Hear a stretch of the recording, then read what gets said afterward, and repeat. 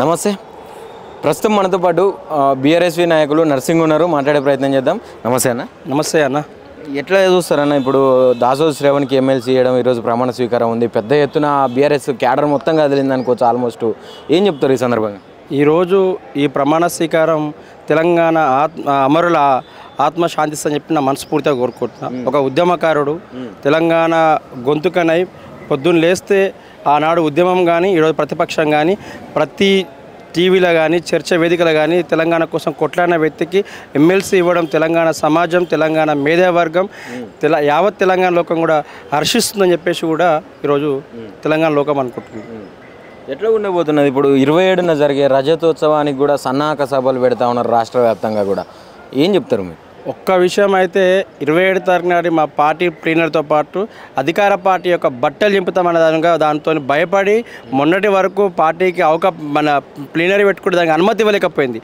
అంటే BRS party ఏ programme చేసినా కూడా, శాంతియుతంగా రైతుల దీక్ష చేసినా కూడా, హైడ్రాకు వ్యతిరేక ధర్నా చేస్తా కూడా, అంటే నిజాలు వీళ్ళు మాట్లాడితే ప్రజలు నమ్ముతారు, బీఆర్ఎస్ పార్టీ పైన ఉన్న నమ్మకాన్ని నమ్ముతారు అని చెప్పేసి ఈ కాంగ్రెస్ ప్రభుత్వం అనుమతి ఇవ్వకపోతే కూడా మాకు న్యాయస్థానం ఉన్నది, న్యాయస్థానంకి వెళ్తే న్యాయస్థానం అనుమతి ఇచ్చిన తర్వాత ఈ యొక్క ప్రభుత్వం అధికారులు స్పందించి పోలీస్ శాఖ సహకరిస్తుందని చెప్పి మేము అనుకుంటున్నాం. ఈరోజు కూడా చేయకపోయినా కూడా క్రమశిక్షణ గల కార్యకర్తలం ఈరోజు తెలంగాణ వ్యాప్తంగా ఉన్న ప్రతి ఒక్క కార్యకర్త, తెలంగాణ ప్రజలు కూడా బీఆర్ఎస్ పార్టీ అంటేనే తెలంగాణ, తెలంగాణ అంటే బీఆర్ఎస్ పార్టీ అని కూడా తెలిసిపోయింది కాబట్టి పక్కా ఒక సభని పెద్ద ఎత్తున విజయవంతం చేస్తాం. అయితే వీళ్ళందరూ కూడా బీఆర్ఎస్ ఇప్పుడు ఏదైతే అనుకుంటుందో నెక్స్ట్ టైం మొత్తం బీఆర్ఎస్ పక్కా వస్తుంది, ఇప్పుడు కాంగ్రెస్ మీద తీవ్ర వ్యతిరేకత ఉన్నదని అనుకునేదంతా ఒక భ్రమ అని అంటే ఏం చెప్తావు? ఆ భ్రమ అనుకోవడానికి మెడపైన తలకేల దిమాకున్నాడు అయితే నిజంగా భ్రమ కాదురా బాబు, నిజమే గెలుస్తున్నాము. 99 పైచీలకు ఛానల్ వచ్చే అవకాశం ఉన్నది.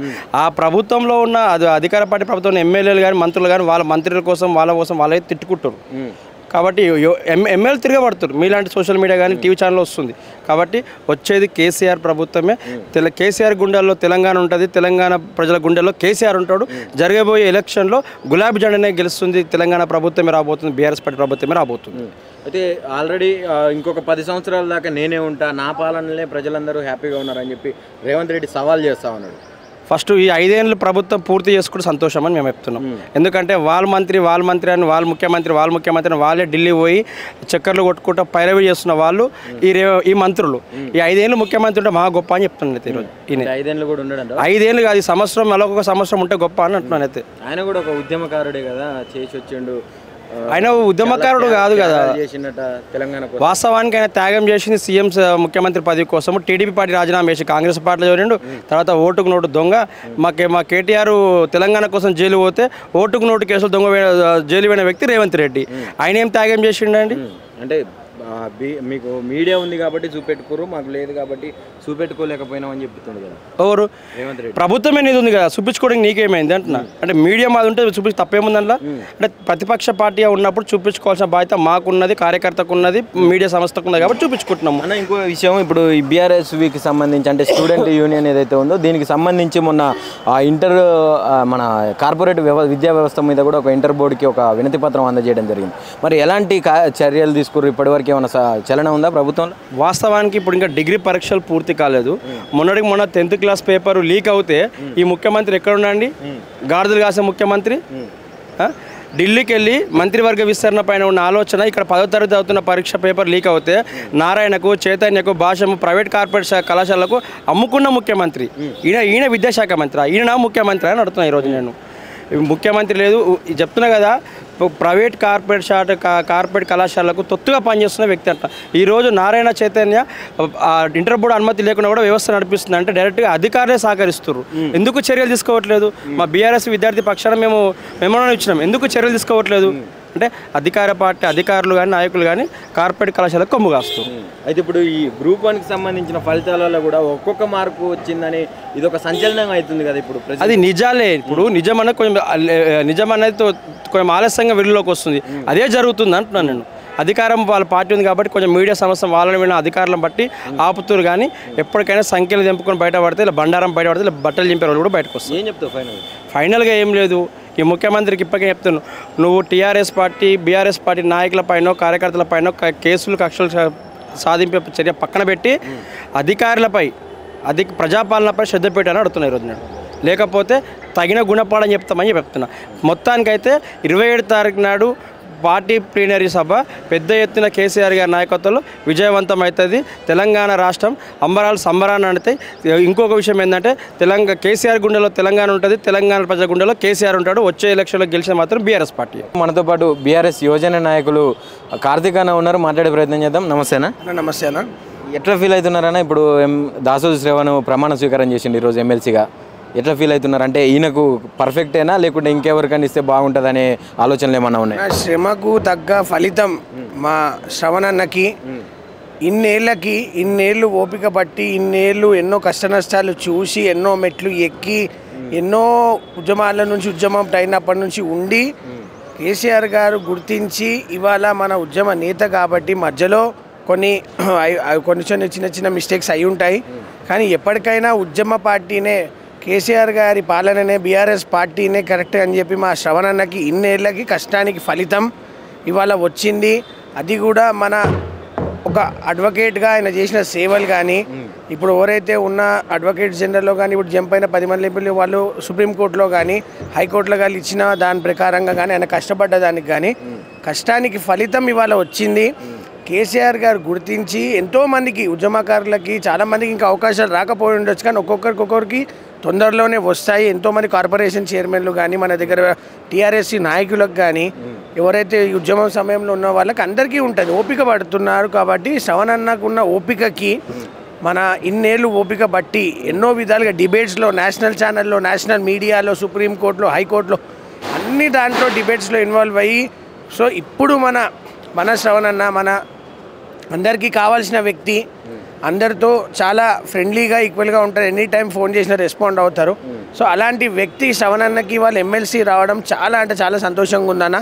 ఇంకొకటి ఏంటి అంటే ముఖ్యంగా జంట నగరాలలో మనకు ఒక మంచి క్యాడర్గా లీడర్గా ఉన్న వ్యక్తి శ్రవణన్న, కానీ దీనికి వచ్చినందుకు చాలా సంతోషంగా ఉందన్న. అయితే ఒక పక్క బీఆర్ఎస్ పార్టీ అన్ని సామాజిక వర్గాలకు న్యాయం చేస్తుందని చెప్పి చెప్తా ఉన్నారు మీరు. అంటే ఇప్పుడు దాసోజు శ్రవణ్కి ఎమ్మెల్సీ ఇవ్వడంతో అందరూ కూడా అన్ని సామాజిక వర్గాలకు న్యాయం చేసే పార్టీ ఏదైనా ఉందని అంటే అది బీఆర్ఎస్ అని చెప్పి బీఆర్ఎస్ శ్రేణులు చెప్తున్నప్పటికీ కాంగ్రెస్ కులగణన చేసింది, ఆ తర్వాత ఎస్సీ వర్గీకరణ అని చెప్పి చేసింది. బీఆర్ఎస్ ఏం చేసింది? ఇంతకుముందు గత 10 ఏళ్లలో ఏమీ చేయలేదు. మన జనాల కోసం బహుజనుల కోసం ఏం చేయలేదని చెప్పి కూడా కాంగ్రెస్ శ్రేణులు చెప్తా ఉన్నారు. ఏం చెప్తారు అన్న? ఇప్పుడు కాంగ్రెస్ పార్టీలో ఇప్పుడు ఎవరైతే ఉన్నారో మంత్రివర్గ విస్తరణే చక్కగా లేదాడ.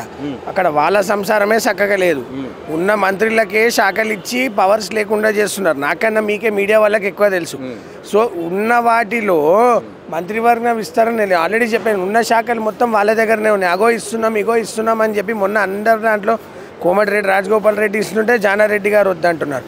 వేరే వాళ్ళు సుదర్శన్ రెడ్డి గారు వాళ్ళనే పోటీ పెట్టుకొని మాదేమో మొన్నటి వరకు కేసీఆర్ గారు కుటుంబ పాలన అన్నారు. మళ్ళీ ఇప్పుడు రాహుల్ గాంధీ గారు ఎంపీ కాదా, సోనియా గాంధీ గారు ఎంపీ కాదా, ప్రియాంక గాంధీ గారు ఎంపీ కాదా? ఇప్పుడు ఇక్కడ వచ్చిన తెలంగాణలో రెడ్డిస్లో మొత్తం మంత్రివర్గం మొత్తం రెడ్డిసే ఉన్నారు, కార్పొరేషన్ వాళ్ళే ఉన్నారు. సో వాళ్ళకి కరెక్ట్గా లేదు. వాళ్ళది ఇప్పుడు కుటుంబ పాలన, కేసీఆర్ గారిది కుటుంబ పాలన. సో మాకంటూ అది ఏం లేదన్నా అందరికీ సమానమైన న్యాయం ఇస్తారు, కానీ కొంచెం సమయం పడుతుంది. బీసీలో కానీ ఎస్సీలో కానీ ఎస్టీలో కానీ అందరికీ ఓసీలో ఒక్కొక్క సమయం ఎవరి కష్టానికి ఫలితం అనేది టైం పడుతుంది. ఇప్పుడు మన ఎగ్జాంపుల్ మన శ్రవణనే చూసుకోండి. ఎన్నో ఏళ్ల నుంచి ఓపిక పట్టి ఉడికుడుకులు ఎన్నో చూసి ఎన్నో మెట్లు ఎక్కి దిగి దాని తర్వాత ఎన్నో కష్టాలు నష్టాలు చూసి ఇప్పుడు వచ్చింది. సో అందరికీ గుర్తిస్తారు కాబట్టి కేసీఆర్ గారి పార్టీ ఖచ్చితంగా ఇస్తుంది. కానీ సమయాభావనం ఓపిక అనేది చాలా ఇంపార్టెంట్, దాన్ని బట్టి ఉంటుంది. రజతోత్సవం 27వ తారీఖు కేసీఆర్ గారి ఆధ్వర్యంలో జరగబోతా ఉన్నది. దీనికి ఇప్పటి నుంచి అంటే గత కొన్ని రోజుల ముందు నుంచే సన్నాహక సభలు అని చెప్పి పెడతా ఉన్నారు రాష్ట్ర వ్యాప్తంగా కూడా. ఎట్లా ఉండబోతుందన్న ఆ రోజు? అంటే ఆ రజతోత్సవం జరిగిన తర్వాత ఎలాంటి మార్పులు జరగబోతా ఉన్నాయి తెలంగాణ రాష్ట్రం అన్న? ఇప్పుడు మనకు ఉండే వరంగల్ సభకు ఆల్రెడీ మొన్ననే చూసుంటారు, పర్మిషన్ కూడా గ్రాంట్ అయింది.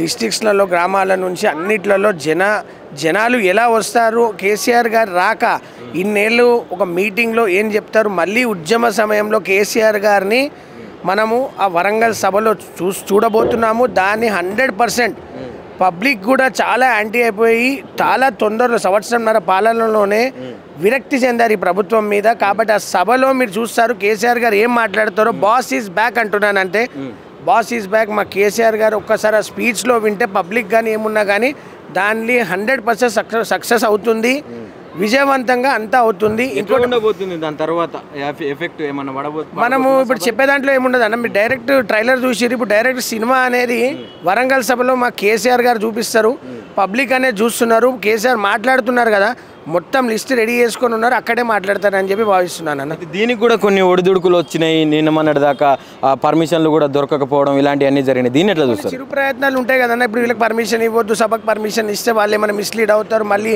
వీళ్ళు అధికారంలోకి వస్తారు, అది కావాలి. కాబట్టి ఇవన్నీ కాకుండా ఎటు తిరిగి పర్మిషన్ అనేది వచ్చింది. ప్రజలు ఉంటున్నారన్న, మీటింగ్ పర్మిషన్ ఇచ్చిరా కదన్న, ప్రజలు వచ్చి వాళ్ళు ఏం చెప్తున్నారు, ఇక్కడ సభలు ఏం చేస్తారు, వీళ్ళు ఇచ్చిన 6 గ్యారెంటీలు ఏంటి, వీళ్ళు చేస్తున్న పనులు ఏంటి, వీళ్ళు చేస్తున్న ప్రజాప్రభుత్వంలో వీళ్ళు పనులు ఏం చేస్తున్నారు అనేది ప్రజలే నిర్ణయిస్తారు. మీకు సభలో కేసీఆర్ గారు చెప్తారు, అందరూ దానికోసమే ఎదురు చూస్తున్నామన్న.